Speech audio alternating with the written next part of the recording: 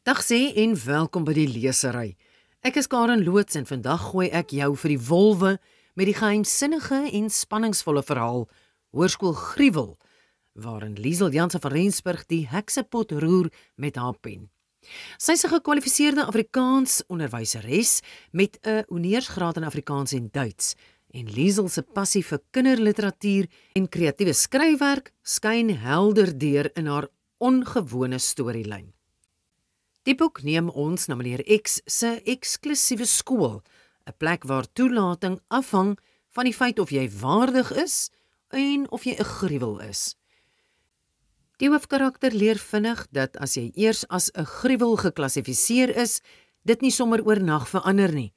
Hoewel die skool as 'n veilige hawe vir mens en monster blyk te wees, loer gevaar en twyfel uit elke hoekie uit, veral wanneer 'n jakkalsie wat dreig om die wingerd af te brand, sy kop uitsteek. Liesel se agtergrond in die onderwys maak haar die ideale stem om die gruwels van die skoolwêreld in 'n onvergeetlike lekker leesverhaal vir jongeres te omskep.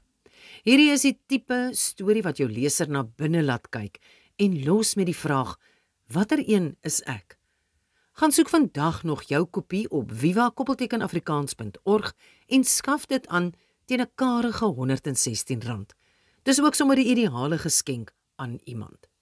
Ander boeke deur Liesel is My ouma is 'n rockster, Lukas bou 'n superkar en 'n hart is net atome. So maak seker jy maak nie 'n gruwelooslike fout nie en skaf hierdie boek nou aan.